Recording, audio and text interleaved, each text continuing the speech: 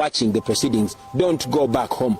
Let us dedicate the 14th of January to our nation. Everything that we are encouraging you to do is legal, it is constitutional, and nothing is criminal. We also know that the Electoral Commission intends to delay voting materials in some areas, particularly in Kampala, in Wakiso, in Mukono, and in areas of Masaka. We also know that they are intending to announce results very late.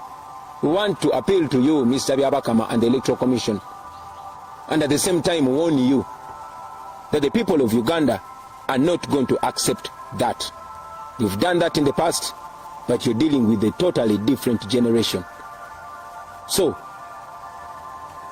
the more you really disrespect the people of Uganda, the more you will be accountable for any result of a bad election. It is in your best interest and in the interest of the people of Uganda that you respect their voices. Tumanyi timwami Byabakama n'akakiiko k'ebyokulonda bateekateeka okulwisaayo ebirondesebwa ebyo ebikozesebwa mu kulonda mu bitundu ebimu nga mu Kampala muno mwennyini, ng'e Wakiso, ng'e Mukono, ng'e Masaka ne walala. Naye twagala mwami Byabakama n'akakiiko k'ebyokulonda obakubira omulanga n'obbalabula nti bannayuganda tebagenda kukkiriza nkola eyo ey'obumenyi bw'amateeka. Musirise nga bakola byatukolako ebikolobero. Tumanyi nti mwami Byabakama toli mitambo gya kalulu kano, naye njagala okuwa amagezi oleme kubeera nampulira zibi, oleme kubeera ng'enswera gye boogerako mu lugero egoberera omulambo paka Montana. Now to Mr. Museveni. General Museveni, wakati mukuwa ekitiibwa tuze tugamba ne ku mulundi guno tugamba tetulina kye tukusaba. We are not asking for anything from you, General Museveni. All we are saying is keep your word. Keep your word. In Africa, they teach us that a man is noble if he's a man of his word. What we're saying is keep your word. Respect the words that you said when you are a young man. You called Obote and Amin swines for disrespecting the rights of the people of Uganda. You are abusing the rights of Ugandans much worse than the previous regimes. Respect your word. We are not violent. We are not up for violence. But again, we are not going to be silent in the face of oppression. We have said it before and we are saying it again. We are not your slaves. We are the people of Uganda. We are the young people whose future you have robbed away from us, whose parents have died because of your misrule, whose brothers and sisters you are continuing to kill, whose parents lost it all, whose future has gone and we are trying to reinvent it. Be a man of your word. General Museveni, you cannot kill all of us. You cannot. It is unfortunate, very unfortunate, to see that once a prized revolutionary, you have decided to bury your legacy in muck. But again, if that's what you have chosen, that is your decision. However, I tell you today, like I've told you in the past, that you either respect the voice of the people of Uganda, or you will end up like all the other despots have ended up. Oppressed people cannot remain oppressed forever. And for as long as I still have the breath in my body, I will open my mouth and tell you the truth. After all, you go to government, politics is about kulaba mukama. So, tujabe kugamba muzeyi nga bwe biri. Tukuwanye ekitiibwa mukadde waffe ne munnange tetuli baddubo. Tuli bannayuganda. Tuyinza okubeera aba bodaboda, tuyinza okubeera aba comedian, tuyinza okubeera abalimi, tuyinza okubeera abasiisi ba chapati. Naye eno Uganda naffe tugirinako omugabo nga ggwe n'abaana bo. Eno Uganda naffe nsi yaffe. Wano we batuzaalidde. Era ne bw'onootuta wano we bagenda otuziika. Twagala nnyo okubeera mu nsi eyeeyagaza nga buli omu awamu n'ekitiibwa. Nga ffe n'abaana bo tuli mu nsi nga buli omu asanyukira munne. So tewali nsonga lwaki obeera otuyisa nga ba second class citizens. Tetuli ba second class citizens sa. Tuli bannayuganda. And I hope that message is received by you with an open heart. We respect you, but we would rather you respect yourself as well. Now, to the people of Uganda,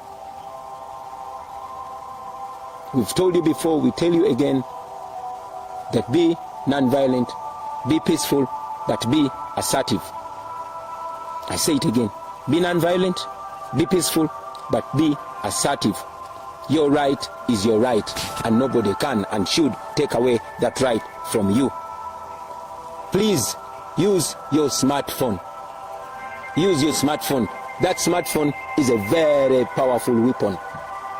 We've moved the entire country from the north to the south and central, from the west to the east. We've been confronted with soldiers and police officers armed to the tooth. But we've noticed they fear one thing, that is the camera. So we are calling upon you to use your smartphone, use your camera as much as possible. Go live whenever you can. Expose, expose, expose. As much as you can expose.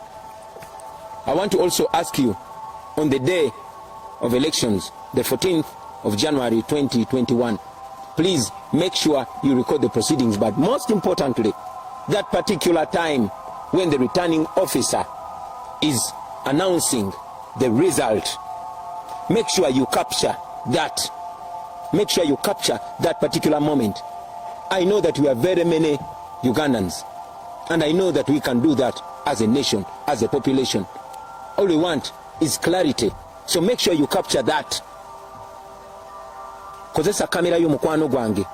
Kamera kyakulwanyisa kyamaanyi nnyo. Twetolodde eggwanga lyonna lyonna nga batulumbagana balina ebyokulwanyisa ebya buli kala. Naye twazudde nti batya ekintu kimu, batya kamera. N'olw'ensonga eyo njagala okusaba okozese kamera yo.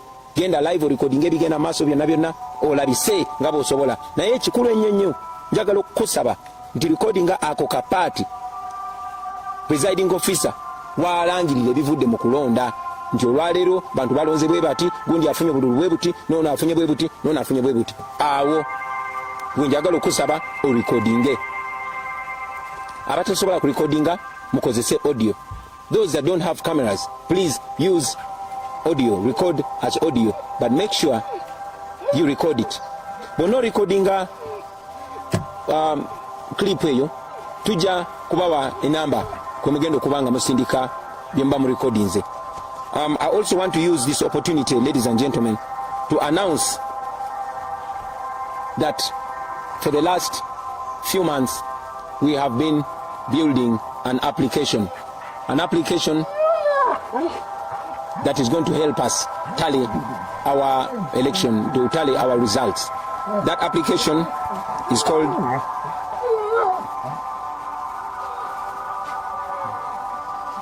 Dido. Excuse us, ladies and gentlemen.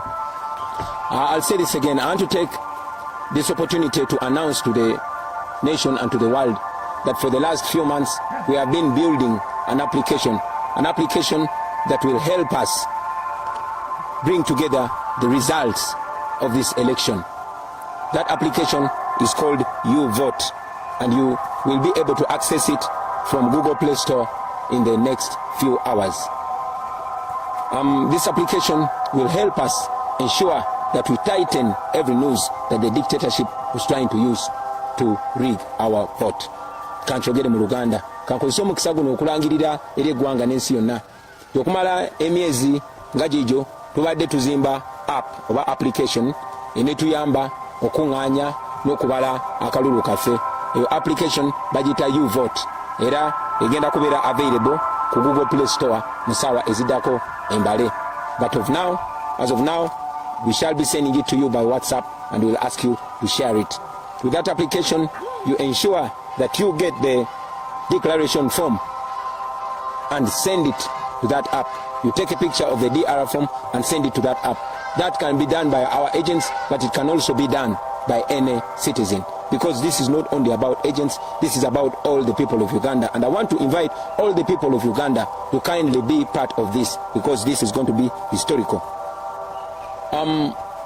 Eyo app egenda kubeera available eri ba agent baffe, naye ate era ejja kubeera available eri bannayuganda bonna tusobole gikozesa kubanga tugezaako okusala amagezi gonna okulaba ng'engeri gye babadde baplaninga okubbamu akalulu kaffe tuziba buli kituli. Finally, I want to warn all the people that Museveni intends to use to brutalize our people, to kill our people, and to step for the voice of the people of Uganda. Brothers and sisters in the armed forces, brothers and sisters in police, all brothers and sisters in uniform and in security agencies, I want to remind you that the majority of you are young people. Choose the side of the people of Uganda and not the side of an aging dictator who is clearly on his way out. You have read from history, from the past history and even the recent history. There is no reason why you would abuse your oath. You were not trained to kill Ugandans. You were not trained to brutalize people. You were trained to keep law and order. You were trained to keep the citizens of your country safe. So it is upon you to make this historical decision, because this is about yourself, this is about your future, this is about your children's future, and it's about the future of your children's children. We all can live in a good country, in a Uganda where soldiers are loved by citizens, where police officers are respected by citizens, where police officers are not ordered to kill or brutalize citizens against their will. We can do that, ladies and gentlemen. So I appeal to all of us to use our conscience. I want to appeal to you not to be robots. Be human beings. You are citizens. You are men and women of honor. You wear our national badge and our national flag with honor. You deserve dignity. You don't deserve shame. I want to thank all of you for listening to me, and I want to request you to spread this message far and wide. Thank you very much for God and my country, and I wish you a very happy New Year 2021.